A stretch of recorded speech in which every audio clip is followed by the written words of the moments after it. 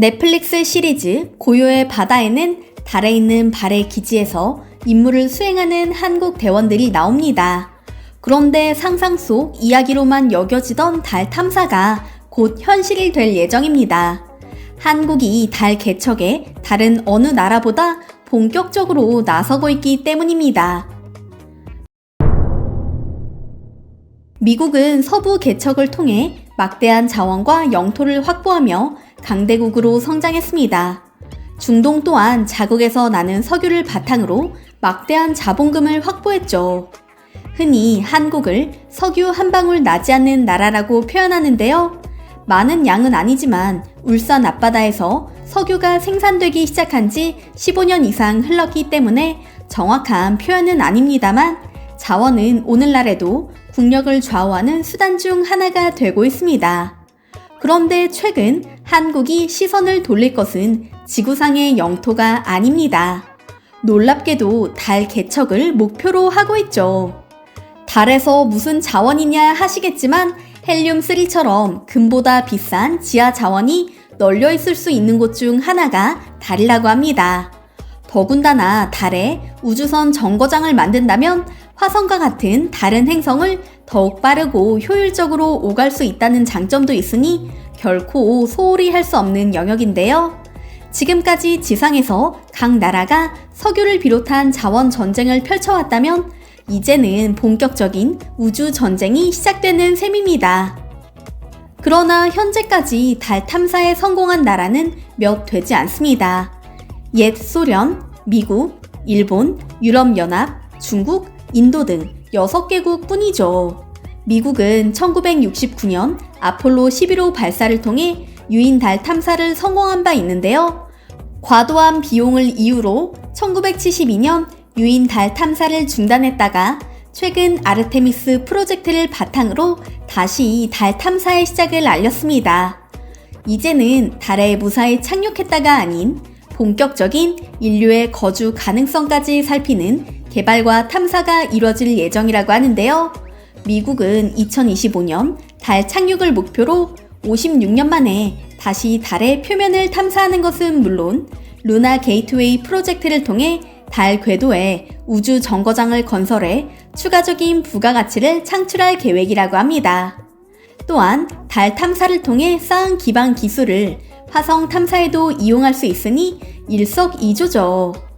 미국 전략국제문제연구소에 따르면 향후 10년 내 19개 국가와 유럽우주청이 106개의 프로젝트를 추진할 계획이라고 하는데요. 그중 가장 주목받고 있는 나라는 단연 한국입니다. 달 탐사 영역에서 또한 한국인의 특성이 유감없이 발휘되었습니다. 예산도 인력도 부족한 상황인데다 그렇다 할 노하우도 없었지만 7년이라는 짧은 시간 내에 결실을 거둘 것으로 예상되기 때문이죠. 한국이 2016년에 달 탐사선 개발을 시작했으니 시작 시점으로 따지면 다른 나라에 비해 결코 빠른 편이 아니었는데요. 벌써 첫 번째 성과를 거두기 직전인 한국을 향해 세계 각국은 놀랍다는 반응입니다. 이번에 한국이 달 궤도 탐사에 성공하면 한국은 세계 7번째 우주 강국으로 발돋움하게 되니까요. 실제로 달을 탐사하고 첫 착륙지를 물색할 달 탐사 궤도선은 이미 제작이 완료돼 발사만 남은 상황인데요. 약 2m 정도의 크기의 직육면체로 연료 260kg을 포함해 총 중량이 678kg이며 6개의 장비를 탑재할 예정입니다. 8월 1일 미국 스페이스X의 팰컨 9 로켓에 실려 발사되며 12월에 달 궤도에 도착할 것으로 추정되고 있죠. 지구에서 달까지 직선 거리는 약 38만 4천 km지만 이보다 먼 150만 km 지점의 심우주까지 이동한 뒤 돌아오는 달 궤도 전이 방식을 택했습니다. 연료를 아끼고 구조체의 무게를 줄일 수 있는 방식이기 때문이죠. 또 한 가지 인상적인 것은 달 탐사선 구조체는 물론 탐사선에 실려 달을 관측할 장비가 국산이라는 점입니다. 특히 세계 최초라는 타이틀을 단 혁신적인 장비들이 대한민국의 달 탐사선에 실렸는데요. 달 탐사는 임무 수행 과정에서 최대한 많은 정보를 수집하는 것이 중요하죠. 기존보다 훨씬 진보한 장비가 많이 포함된 만큼 한국이 우주 강국으로 발돋움할 기회가 되리라 판단됩니다. 우선 비행 모델 구조체는 한국항공우주산업이 제작했으며 추진 시스템은 한화가 개발했습니다. 여기에 장착되는 6개의 장비 중 나사가 제작한 섀도캠을 제외하고 모두 우리 기술로 만들어낸 장비죠. 하나씩 살펴보겠습니다. 먼저 1년 동안 달 주변을 4,400바퀴나 돌 예정인 달 궤도 탐사선의 첫 번째 목표는 바로 달 착륙선 후보지를 찾는 것인데요. 한국항공우주연구원이 만든 고해상도 카메라는 달 착륙선이 착륙할 후보 지역 40여 곳을 조사할 예정입니다.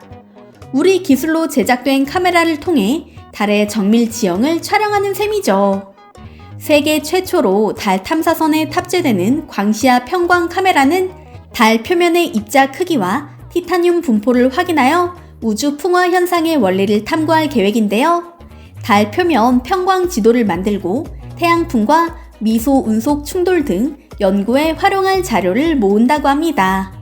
달 탐사 프로젝트에서 가장 중요한 탑재체로 손꼽히는 감마선 분광기 또한 한국지질자원연구원이 개발해냈습니다. 무게가 6.3kg으로 달에 간 감마선 분광기 중 가장 가벼운데요. 기존의 다른 나라의 감마선 분광기보다 더 넓은 에너지 영역을 측정할 수 있다고 합니다. 이 장비로 물, 산소, 헬륨3, 철, 칼슘, 티타늄 등 다양한 원소에 대한 지도를 만들고 유인 우주기지 운영 가능성 등을 파악하는 데이터를 구축할 예정입니다. 또한 달 궤도선 외부에 막대 모양으로 붙어있는 자기장 측정기에는 3개의 센서가 달려있는데요. 이를 통해 달 표면에 자기장을 측정해 달 자기 이상 지역과 주변 우주 환경을 관측한다고 합니다. 현재 달 전체 지도는 98% 정도 완성됐지만 태양빛이 닿지 않는 음영 지역을 촬영하지 못해 2%가 부족한 상태입니다. 이 마지막 퍼즐을 채울 장비, 나사가 개발한 섀도캠이 한국 달 탐사선에 실렸습니다. 음영 지역에는 메탄이나 암모니아 같은 휘발성 물질이 대량으로 묻혀있을 가능성도 있다고 하는데요. 섀도캠이 촬영에 성공한다면 인류 역사에 길이 남을 성과에 한국의 이름이 더해지게 됩니다.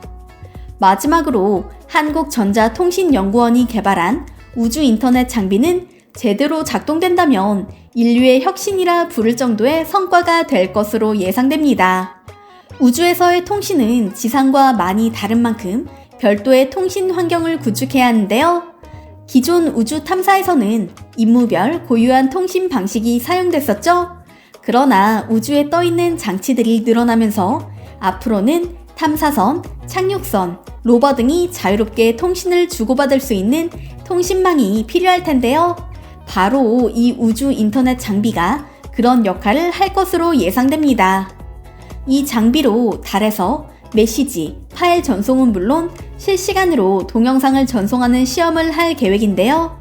지상에서처럼 다양한 위성과 우주선이 하나의 통신망에 연결되는 것은 물론이고 우주 통신망에 지구까지 포함되는 혁신적인 기술이죠. 이들의 목표는 BTS의 다이너마이트의 뮤직비디오를 달 궤도선과 지구 간에 송신하는 것이라고 합니다. 전 세계 아미들이 열광하는 모습이 벌써부터 그려지는데요. 이처럼 자랑스러운 대한민국의 달 궤도 탐사선의 이름은 대국민 공모를 거쳐 결정을 앞두고 있는데요. 어떤 이름이 가장 마음에 드시나요? 전 다가온과 다누리가 가장 마음에 듭니다. 한편 달 궤도 탐사선 프로젝트가 마무리 단계인 것과 반대로 달 착륙 탐사선 개발 작업은 본격적으로 시작됐습니다. 최근 정부는 2030년대 1.5톤급 이상의 달 착륙선을 자력 발사할 계획으로 달 착륙선 실무단을 구성했다고 하는데요.